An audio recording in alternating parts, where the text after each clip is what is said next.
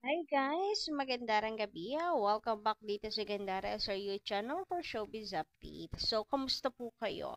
Kamusta ang buong maghapon ninyo? Ayan, nakangiti pa rin ba ang lahat dahil hindi pa rin nakaka-move on sa mga ayuda ng Kimpaw? Nakapare-parehas tayo. Anyway, andito na naman nga po akong muli, nagbabalik ang nagmamaganda ninyong kachismosang Kimpaw upang maghatid sa inyo ng panibagong balita, mga updates, latest happenings patungkol kay Kim and Paolo Avellino. And para nga sa gabing ito, tatalakayin natin at pag-uusapan about ay syempre doon pa rin sa kasal. Huy, kasal ng Kim Pao? Huy, grabihan yon. Parang nagpaparinig na nga raw kasi si Kim Chu. Huy, may plano na nga kaya ang Kim Pao? May nakaplano na sa future ang Kimpaw. Kaya ganyan sila kakomportable. Malaman natin yan. Pero bago ang lahat sa mga hindi pa po nakaka-subscribe dito sa ating channel, paki-click lang po ng subscribe button natin at notification bell na nandyan sa baba para maging updated ka rin at ma-notify tuwing may bago tayong chika at balita hinggil sa Kimpaw. Basta mga balita na may kinalaman kay Kim Chiu and Paolo Avellino, sagot na po natin yan. And ito na nga, simulan na natin. Gusto ko din advisean niya rin ako. Kasi, alam mo naman, gusto ko na rin naman.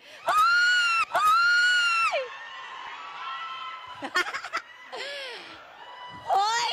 Charot lang. Nagkakape pa kasi ako, di ba? Hoy! Please, magkape mo ka ba? pa. So, ayan guys, alam ko at alam natin na mapagbiro si Kim Chiu. Imposible na hindi yan sasamahan ng comedy ni Kimi. Pero what if? Ano nga kaya ang nasa kalooban ni Kim Chiu? Yung nasa puso niya. Talaga nga kaya na gusto na niya mag-settle down? Kung sa bagay kasi, nasa tamang edad na si Kim Chiu eh. So, yung mga edad na yan, yan na yung nasa isip din eh. 'Di ba? Paano natin masasabing 101% joke lang to ni Kim Chiu? Eh, nasa edad siya na, na nangangarap din talaga ng wedding. Yung mga ganyang edad, talagang, anong next plan sa buhay? Ganto na lang ba ako? Forever single o forever ganto? Hindi pa kasal, wala pang pamilya, wala pang plano, ganyan. 'Di ba? Aminin ninyo bilang babae, pag nasa ganitong edad na tayo, papaisip din eh. Na, ay gusto ko nang magkapamilya, ng ikasal, ganyan. So, alam kong mapagbiro si Kichu, pero, what if, talagang gusto na niya? Pero yung yung pagtapik niya kay Pao, for sure biro niya lang yon. Hindi naman kasi si Kim ay yung tipo ng taong or babaeng malandi or naghahabol-habol sa lalaki. So, joke lang yon ni Kim Chu. Pero, siguro nasa isip na rin niya na gusto na niyang magpakasal. Kasi nasa edad na rin siya. Tamang edad pa. Sakto lang naman yung edad ni Kim Chu, guys.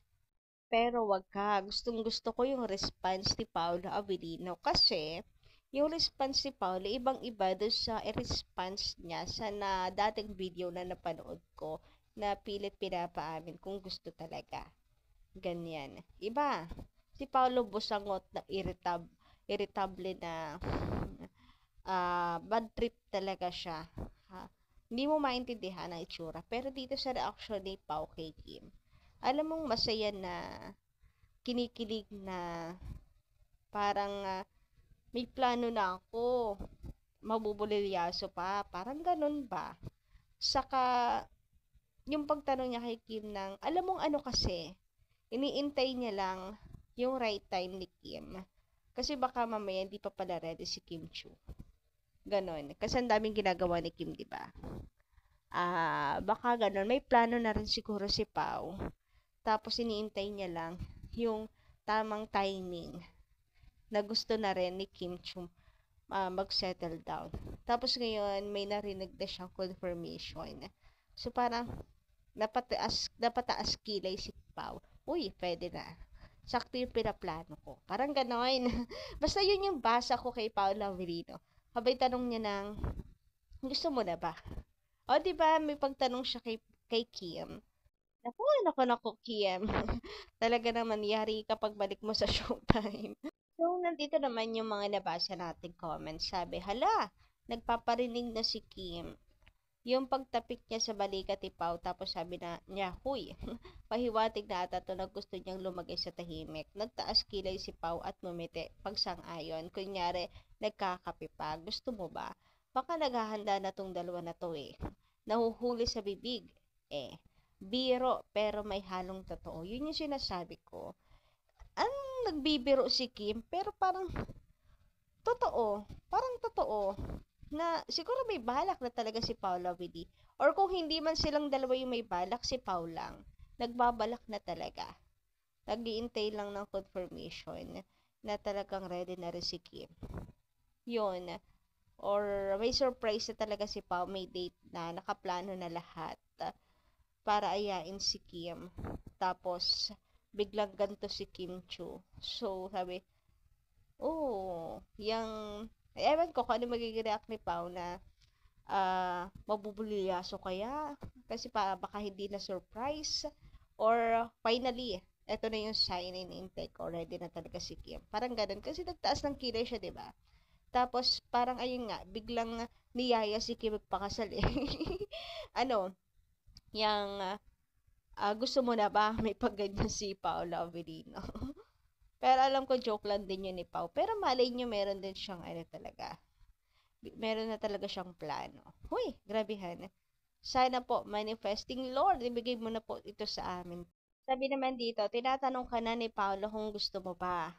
Ako na magdudugtong sa sinabi ni Pao, gusto mo ba na ikasal na tayo at magkaroon ng mga baby? Hoy, grabehan naman talaga yan. Ay, dinugsungan na agad. Doon muna sa kasal, baby agad. Uy, bagay, magkasunod na yan. Ay! Lalat ng ano talaga, ganda, napaka-uwi. Parang gamay na talaga namin ang isa't isa. Not naman fully, pero nandun na kami sa part na yung secured and safe kami pag magkakasama. Sa amin tala, dumakoy naman nga tayo dito sa sinabi ni Kim Chiu. Timing, no? Saktong-sakto, no? Sabi dito ni Kim Chiu, ano nila yung isa't isa. Pag magkasama sila, secured, ano mo, ramdam nila, secured na sila pang magkasama, safe, ganyan, and iba yung level talaga pag ganyan na yung relationship. Either super lalim ng friendship or mayroon na pong romantic relationship. Pero based naman sa galawan nila, meron na silang romantic relationship. So, nakakatuwa lang mapakinggan ito kay Kim and Paolo. Secured sila pag magkasama. 'Di ba? Yun na yun. Hindi na kailangan ng kung ano-anong explanation, period. Sabi naman ni Madama Luming Bautista, shout out, magandang gabi po. Okay lang yan, nasa edad naman na kayong dalawa. Tapos, pakasal na kayo para makahabol ng baby. Hoy, puro baby yung nababasa ko, no? Ang mga atat talaga magkaroon na ng baby ang Kim Pao. Grabehan nga yun. Hoy, grabe yung pressure baka mamaya pag nasa eto na yun, tamang moment. Sa sobrang pressure na nabibigay natin, ay hindi baka ano, 'di ba, may effect din yung ano, pagpe-pressure. But anyway, yes, pangarap yan ng mga fans. So, pag-pray na lang natin na magkatotoo na ipagkaloob ng Diyos. Sabi naman ni Madam Visitacion Guzman, mag-35 na si Kim. Etong year at may mga naka-line up ang project. May contract pa ata siya sa Tanduay. Baka sa 2026 pa mag-settle. Ayan, mag-settle ang Kim Pao or si Kim Chiu. Kung sino man yung magiging partner niya. Pero hope si Paula Avelino na talaga. 2026, hindi lang kasi sa Tanduay may contract si Kim. Dami pa rin eh. Mga endorsement. So, hindi ko alam kung alin doon yung bawal pa siyang mag-asawa. Pero sana 2026, yes, mga konting kembot na lang 'yan, 'di ba? Pero yung hula ng iba 3 years pa daw. Uy, tagal naman para sa 3 years. Pati ako nainip. Grabehan 'yun. Pero kung kailan basta talaga gusto ng Kim Pao, kung kailan nila balak, for the support lang ako. Abang-abang ng update, ganun yan. Anyway, hanggang dito lang muna ating update. Thank you so much po sa pakikinig and don't forget to click the subscribe button and notification bell for more updates. Maraming salamat.